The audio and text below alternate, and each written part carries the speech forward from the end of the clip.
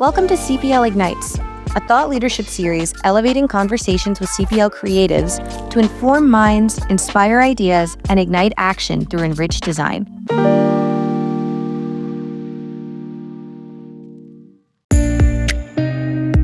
Welcome to this edition of CPL Ignites. Today we're talking about K-12 spaces and how we can make them future ready for students entering the workforce. So we're seeing a major shift in district priorities throughout the country and what architects design and how districts are preparing their students to be ready for the workforce.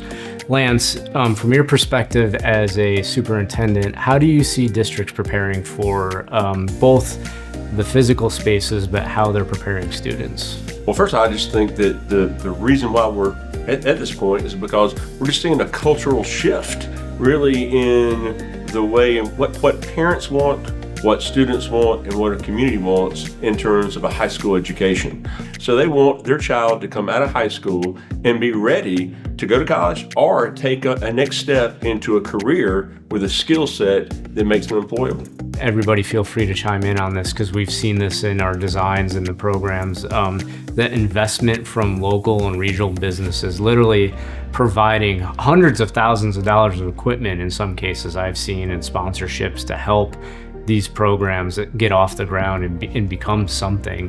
How important is that with the CTE program? We're seeing industries open up to allow for those opportunities for students to co-op, and then they send their employees to the career center or to the high school, and then they allow those students to come into their industry and business. That just wasn't available just a few short years ago. The other aspect of that is by getting the industries involved, they're able to provide their input, and so we're able to design the spaces to create simulated real-world examples so they can be learning in a place that is going to mimic what they're going to face in the real world once they get out of their training program.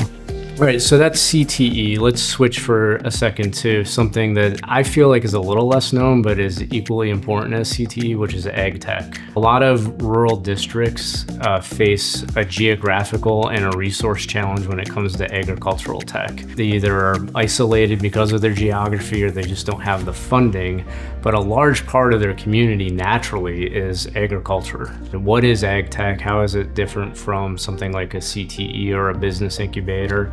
And maybe how it's familiar to those things, because there is some overlap. Sure. It really does overlap many different curricula in a classic middle school and high school application. There's always the biology, the science behind the plants and the soils and all of that, understanding what needs to go where, crop rotations and that sort of thing. But then it also gets into how to maintain the equipment, what to do with this tractor and how to fix it before things break down. It's also business acumen, understanding how to run a farm. It's not just plants and animals, but it's also business development, it's business management, it's HR, it's all of those things wrapped into one. So the built environment needs to support that as well and show students that you're not just outside all day, every day. You have to manage the books and put things together. So finding spaces within our facilities to make those things happen and put it in a real life perspective so that it is a wood shop, it is a metal shop, but it's also a learning classroom with lecture space to be able to open up that laptop and figure out how to fix that motor. When we look at a space and you're designing an ag tech space, are you literally talking about designing a space where you can bring a tractor in for the students to learn how to repair it? Yeah, the space really becomes a blend of clean tech and dirty tech. Clean tech being the computer, the technology side of things. The dirty tech really becomes bringing that tractor in, changing out the oil, changing the tire, putting it on a lift and understanding how it works. I think that's one of the things that students of today are learning in ag tech is what does a farm look like 10, 15, 20 years from now, because the family farm that they've been working on since they were little kids that's taught them a foundational understanding of what farming and agriculture is, but what they're learning in the classroom and what we need to design spaces that they are able to learn in is looking at how a drone captures imaging of their fields and tells them about their soils, and how they're now starting to introduce AI into that matrix and understand how technology is going to help them yield more crop and be more sustainable farmers for the future. One new emerging program that we've seen popping up across the country in little pockets is business incubators. Yeah, so traditionally a business incubator may be something that you'll see at a local chamber of commerce where someone comes in, they say, I've got an idea for a business, but I don't know what to do with it. And that Chamber of Commerce may have people on staff that can help them develop a business plan, figure out how to pitch it, figure out how to market it, create it, and get it out to market. Well, now they're really starting to bring that into the school, right? Into the high school level. The students can take that course and come up with an idea, look for a blue ocean where they have a product, they figure out how to create a business model around that product or that service, and then develop it into a full business. I think it's an interesting statistic. 72% of these business incubators, whether it's at a K-12 school or in a local community, are backed locally by the businesses that are there. So there's obviously a demand and a need for it. But from a design standpoint, can you talk about what do we see in there? Is this kids in cubicles, or do we see something else that's a little more dynamic? Good question. So it goes back to, again, another topic we mentioned already, is we're trying to simulate the business environment that they're actually going to be working in.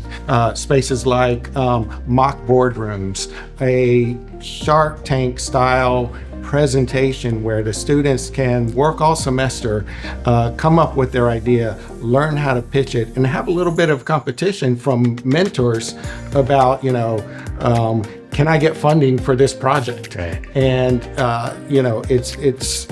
we also want to have in collaboration spaces as well. So again, going back to that flexibility and the infrastructure that is needed to support all of these types of things, because there's business equipment, there's business software. It's office intensive most of the time once you have your idea. So it's understanding how to take a product or service and being able to grow that into a viable business. We've talked about a lot of different spaces, from CTE to ag tech. They're all similar, but they're different. But there's one commonality in that, is that we're involved, right? From educators to designers. What does our role look like in that? What do we bring to the table that's of value for not just the educator and the student, but the community as a whole? What makes us stand out? I think we meet with the stakeholders at the onset of a project, even before a project is even real. At the concept stage, we sit down with all the major stakeholders, community, administrators, students, to understand what their needs are. That's the foundation of any good project. And really our role in that is almost being a guide to do that vision session and to really dream what it could be, not to necessarily sway or make decisions, but really to ask questions and figure out what the problems are, so then we can start to develop solutions that solve those problems. All right, one final question in closing. What do we think about CTE, ag tech, entrepreneurial spaces? Is this a fad? Is this going away? What does it look like 5 or 10 years from now? I see it growing. I see the need that it has to grow. There's a real push to get out there and not go to college and get right into the workforce. And the best way to do that is to grow the foundation at the school level to make that happen. We said before that the cultural shift back towards career and technical education is already here. It's happening, right? There's a gap in our workforce in our country. And so to start to fill that gap and to elevate our country to where it needs to go, we need to do that at the high school level, but also even the middle school level, where we're starting to give the tools and the training to our kids to have that future.